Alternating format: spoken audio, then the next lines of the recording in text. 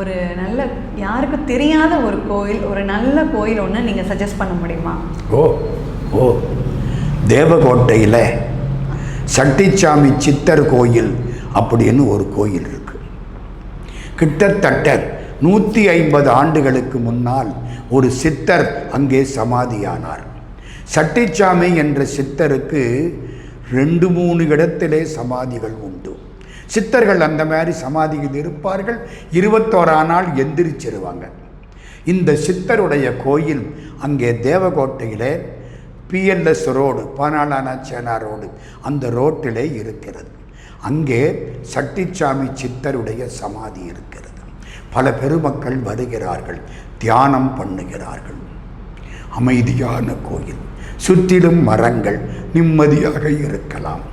காலையில் மாலையில் அந்த கோயில் திறந்திருப்பார்கள். நான் அந்த கோயிலுக்கு அடிக்கடி போகிறேன். தேவகோட்டைக்கு போனால் அந்த சித்தரை பார்க்கணும். சித்தர் பேசுவார். அந்த கோயிலிலே கிட்டத்தட்ட ஒரு 8 ஆண்டுகளாக மாதத்துக்கு ஒரு முறை திருவாசக வகுப்பு நடக்கிறது. மொத்தம் திருவாசகம் 658 பாட்டு. இதுவரைக்கு 558 பாட்டு முடிச்சிருக்கிறோம். வகுப்பு நடத்துறது நான் தான். தப்பு, நான் நடத்தலை. சட்டிச்சாமி சித்தர் நடத்துகிறார், நான் வாயசைக்கிறேன். TM சௌந்தரராஜன் பாடுவார், சிவாஜி கணேசன் வாயசைப்பார். அது மாதிரி சட்டிச்சாமி சித்தர் பேசுகிறார், நான் வாயசைக்கிறேன். அருமையான கோயில். ரொம்ப பேர் வர்றாங்க. குழந்தைக்கு கல்யாணம் ஆகணும், என்ன செய்யணும்? ஒரு மாலையை வாங்கி சாத்து, அவ்வளோதான். மாலையை சாத்துறாங்க, மாலையை வீட்டுக்கு எடுத்துக்கிட்டு போகிறாங்க, வீட்டில் வச்சுக்கிறாங்க. நல்ல இடத்துல கல்யாணம் நடக்கிறது. குழந்தை வேணுமா? சித்தர் காலில் போய் விழு, குழந்தை பிறக்கும். குழந்தை பின்னால் பிறந்ததுக்கப்புறம் கூட்டிக்கிட்டு வந்து கும்பிட வைக்கிறாங்க. அவ்வளவுதான். எல்லாருக்கும் தெரியாத கோயில் அப்படின்னு கேட்டீங்க, அதுக்காகத்தான் இதை சொன்னேன். நீங்கள் எப்படி துன்பத்தை உங்கள் லைஃப்பில் எல்லாருக்குமே இருக்கிறது தான், அந்த மாதிரி உங்கள் வாழ்க்கையில் துன்பம் வர்றப்போ நீங்கள் எப்படி அதை அணுகுவீங்கன்னு கொஞ்சம் சொல்ல முடியுமா ஐயா? அம்மா, ஒரு கல்லை சிற்பி செதுக்கி செதுக்கி செதுக்கி செதுக்கி மீனாட்சி சிலையாக மாற்றி விட்டாங்க. கல்லாக இருந்தபோது கும்பிடலை, மீனாட்சி சிலையாக வந்த உடனே கும்பிடுறோம். அது மாதிரி கடவுள் நம்மளை துன்பங்கிற உளியை வச்சு செதுக்கி செதுக்கி செதுக்கி பக்குவப்படுத்துகிறான். பொதுவாக 4 சொல்லுவாங்க. அப்பா இறந்து போனால் 6 மாதத்துக்கு துன்பம், அம்மா இறந்து போனால் 1 வருஷத்துக்கு துன்பம், மனைவி இறந்து போனால் அடுத்ததாரம் கல்யாணம் பண்ணுற வரைக்கும் துன்பம், சில பேருக்கு அதுக்கு அப்புறமும் துன்பம், குழந்தை இறந்து போனால் அவன் சாகிற வரைக்கும் துன்பம். இந்த 4ஐயும் நான் அனுபவிச்சேன். அப்பா இறந்தது, அம்மா இறந்தது, எல்லாத்தையும் விட என் மனைவி, அவளுக்கு ரொம்ப படிப்பு கிடையாது, ஆனால் பக்தி அதிகம். ராமலிங்க சுவாமி அவளுக்கு ரொம்ப பிடிச்சவர். அருட்பெருஞ்சோதி தனிப்பெருங்கருணை, அதான் அவளுக்கு பிடிக்கும். என் கூட 29 ஆண்டுகள் வாழ்த்தார். 2 பேரும் கோயிலுக்கு போவோம். பிள்ளையார 19 பிரகாரம் வருவார்.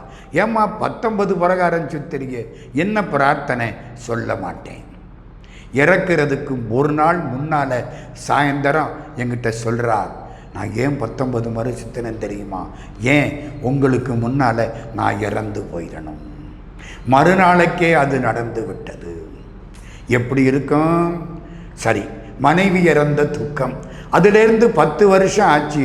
என்னுடைய மகன் வியட்நாமில் ஒரு பெரிய கம்பெனியில், இன்டர்நேஷ்னல் கம்பெனியில் மேனேஜிங் டைரக்டர். 2008 அப்போவே வருஷத்துக்கு 75 லட்சம் சம்பளம். திடீர்னு இறந்து போய்விட்டான். எதுக்கு கொடுமை? மகன் இறந்தது கொடுமை.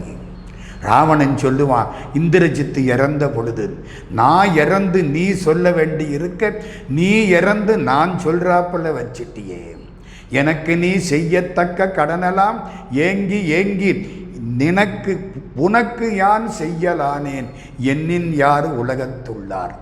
அந்த துன்பம் எல்லாத்திலையும் என்னை காப்பாற்றியது திருவாசகம். கண்ணீர் விட்டு அழுவேன். சிவபெருமான்கிட்ட போய் சண்டை போட்டேன்.